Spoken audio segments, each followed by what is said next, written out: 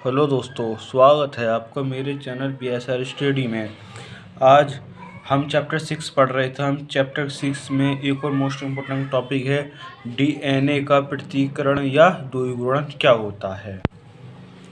हम इसे full detail में जानेंगे और साथ में ये भी बताएंगे कि आपको एग्ज़ाम में कैसे लिखना है। इसी तरह मैंने ये कॉपी पे लिखा, अगर आप इसी तरह इसे एग्ज़ाम में लिख के आते हैं तो आपके 100% कह सकता हूँ मैं का आपके इस पर पूरे नंबर मिलेंगे। चलो स्टार्ट करते हैं। कोशिका विभाजन के समय जनक कोशिका से संतति कोशिका में DNA के बराबर मात्रा पहुंचा सके, इसके लिए DNA स्वयं ही वो प्रतिलिपियों का निर्माण करता है। मतलब इसमें क्या होता है, इसमें अर्धसूत्री विभाजन होता है। सीधे जब आप देखते थे, जब अर्धसूत्री विभाजन होता है, जो गुणसूत्र होते हैं वो आधे आधे बढ़ जाते हैं। तो ऐसे ही इसमें होता है। DNA में क्या होता है, इसमें अर्धसूत्री विभाजन होता है। ये टूटकर दो बन जाते हैं, फिर इनमें ऐसे अर्धसूत्री विभाजन होता रहता है और उनकी क्या बन जाती हैं, उनकी हुबहू कापियाँ बन जाती हैं। जैसे DNA उनकी DNA की तरह उनकी हुबहू क्या बन जाती हैं, कापियाँ बन जाती हैं। DNA द्वारा स्वयं की प्रतिलिपियों को बनाने के लिए क्रिया द्विगुणन या स्वद्विगुणन कहते हैं। या तो ये द्विगुणन या स्वद्विगुणन, मतलब इसमें अपना आप भी होता है। उसके बाद है DNA द्विगुणन की क्रियाविधि। यह एक जटिल प्रक्रिया है। यह निम्न चरणों में संपन्न होती है। ये निम्न चरणों में संपन्न होती है। इसका पहला और दूसरा चरण मैं अभी आपको पढ़ाता हूँ, फिर और भी चरण पढ़ेंगे। नंबर 1 चरण, डीऑक्सीराइबो न्यूक्लियोटाइड का सक्रियण। क्या होता है सक्रियण? फास्फोराइलेज एंजाइम की सहायता से केंद्र द्रव्य में उपस्थित डीऑक्सीराइबो न्यूक्लियोटाइड और या डीऑक्सीराइबो न्यूक्लियोसाइड सक्रिय रूप प्रदान कर लेते हैं। सक्रिय रूप मतलब प्रदान कर लेते हैं। वो उनके मतलब जो प्रारंभ की स्थिति है वो चालू हो जाती है, मतलब स्टार्टिंग हो जाती है, क्योंकि आपको पता है पहले स्टार्टिंग होनी जरूरी होती है, तब ये काम होते हैं। उसके बाद है दूसरा आपके लिए DNA प्राकृतिक या समारंभन। क्या होता है? DNA अणुओं का द्विगुणन केवल कुछ निर्दिष्ट स्थानों पर प्रारंभ होता है। इन्हें द्विगुणन मूल या समारंभन बिंदु कहते हैं। उसके बाद है आपके लिए तीसरा, अभी मैं आपको इसे चित्र के द्वारा भी समझाऊंगा। आप इसे चित्र के द्वारा बहुत अच्छी तरीके से और बहुत इजीली समझ सकते हैं। इसमें तीसरा उपयोग है आपके लिए DNA अणुओं के पराकुंडलन या आकुंडलन। क्या होता है? एंजाइम हेलिकेज द्विगुणन मूल बिंदु पर हेलिकेज से जुड़ जाते हैं और क्षार युगलों के बीच हाइड्रोजन बॉन्ड को नष्ट करने के दौरान हेलिकेज के अलग अलग दो भागों में, मतलब वो दो भागों में बढ़ जाता है, करना प्रारंभ कर देता है, मतलब वो दो भागों में बढ़ जाते हैं। अभी मैं आपको उसके चित्र में समझाऊंगा कि कैसे बढ़ता है और बॉन्डों में क्या क्या चीज़ होती है। इसमें कहता है प्रथम सिंगल हेलिक्स रज्जुकीय एक विलीय बंधक द्वारा स्थिर रहते हैं। किसके द्वारा? एक विलीय बंधक द्वारा। इसकी प्रोटीन सिंगल, जो ये दिख रहा है ना आपको, सिंगल स्टार्टिंग बॉन्डिंग प्रोटीन्स, और इसे हम जानते हैं SSBP के नाम से। इसे सब जरूर याद रखना, क्योंकि अभी मैं आपको बताऊंगा कि मैंने यहाँ पर शॉर्ट में लिख दिया। बाकी ये रहा सिंगल स्टार्टिंग बिल्डिंग प्रोटीन्स क्या होते हैं, ठीक है ना, स्थिर रहते हैं।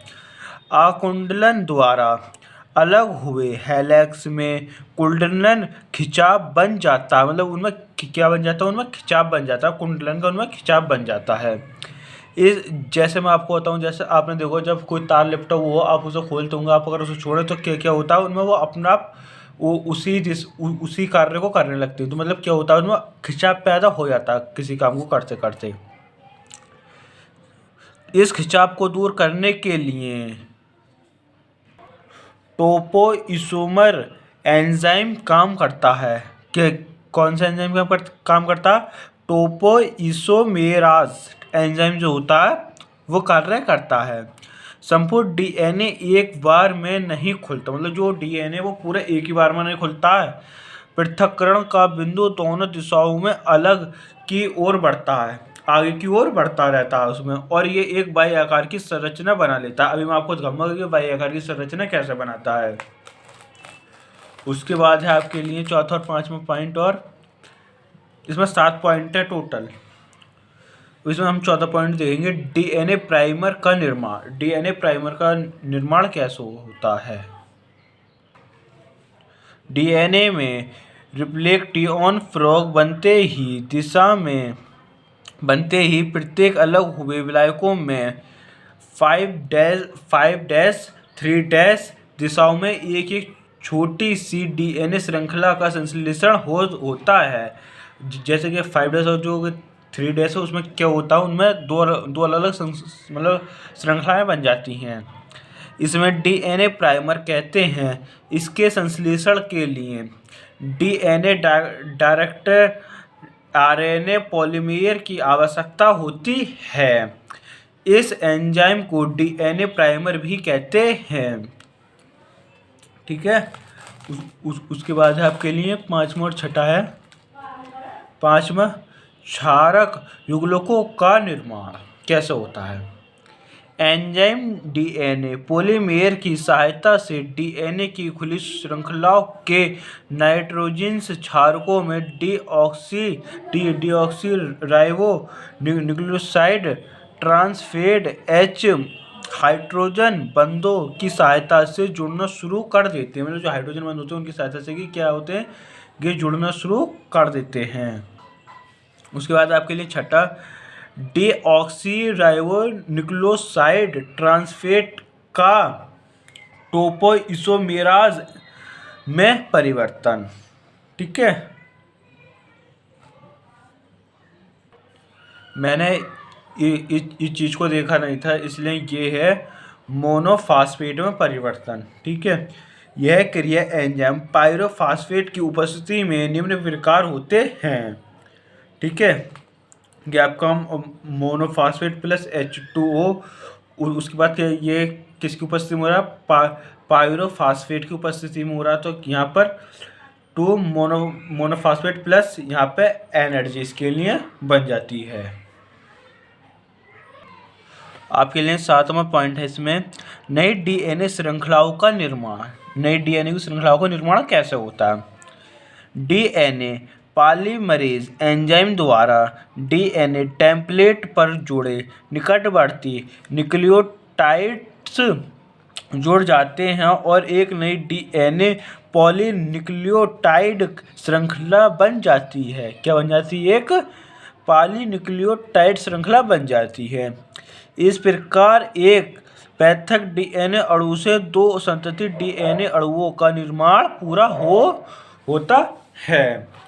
जैसे कि अब आप चित्र में देख रहे हैं। अब ये कैसे होता, अभी मैं आपको समझाता हूँ ये कैसे कैसे कार्य करता है। ठीक है ना।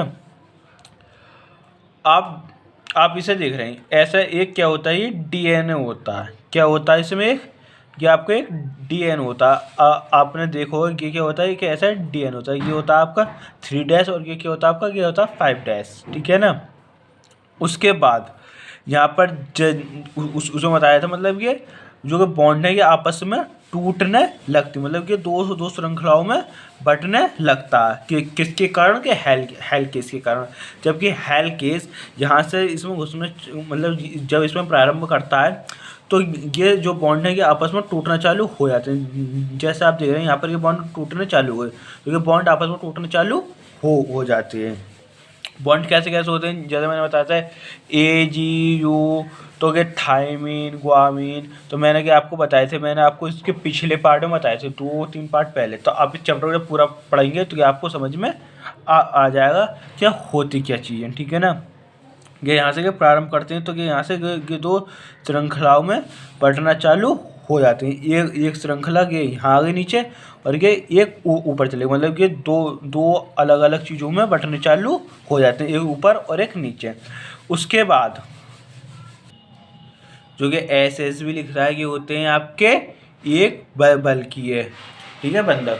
जो इन दोनों को क्या क्या रखता है, इन्हें आपस में बांधे रखता है, ठीक है ना।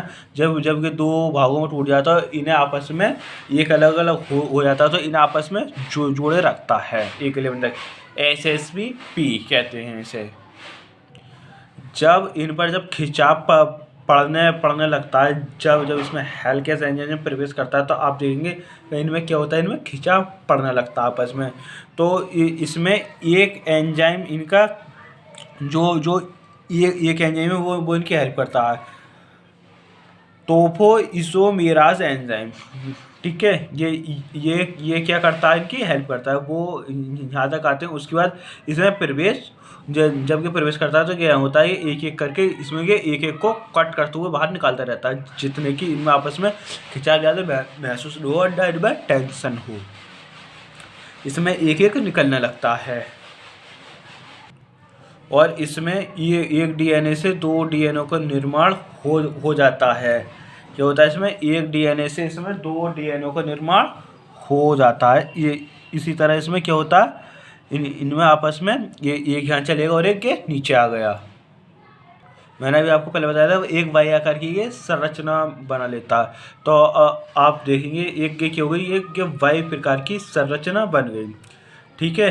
ये क्या हो गई, एक वाई प्रकार की संरचना बन जाती है। और इसमें 2 चीज़ और होती हैं, इसे बोलते हैं हम लैंगिक स्टैंड और इसे बोलते हैं हम लैंडिंग स्टैंड। इसमें 3 डैश, इसमें 5 डैश, ये इसका डिपॉजिट ये उसका उल्टा होता है। यहाँ पे क्या होता है, इसका उल्टा होता है। जो कि यहाँ पर जो बॉन्ड दिख रहे हैं आपको, जो भी पेंस हैं, जैसे यहाँ पर A होगा तो यहाँ पर T होगा, यहाँ पर C होगा तो यहाँ G होगा। मतलब ये होते हैं कि एक दूसरे का अपोजिट नहीं होते, कि मतलब उल्टे होते हैं इनके।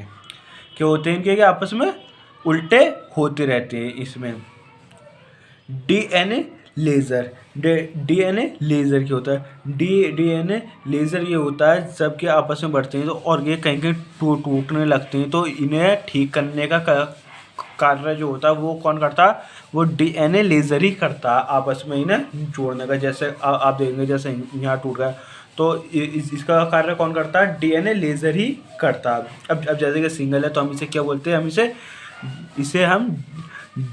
हम इसे RNA प्राइमर बोलते हैं। जब ये इसमें जाकर जुड़ जाएगा तो इसमें ये किसके कारण जुड़ेगा, ये जुड़ेगा DNA लेज़र के कारण इसमें जुड़ जाता है। इसे बोलते हैं हम DNA पॉलीमेयर। अगर आपको मेरा पढ़ाया हुआ अगर अच्छा लगा हो तो आप मेरे चैनल BSR स्टडी को सब्सक्राइब करना ना भूलें, मेरी वीडियो को लाइक और शेयर करना ना भूलें। मिलते हैं आपसे एक अगली वीडियो में।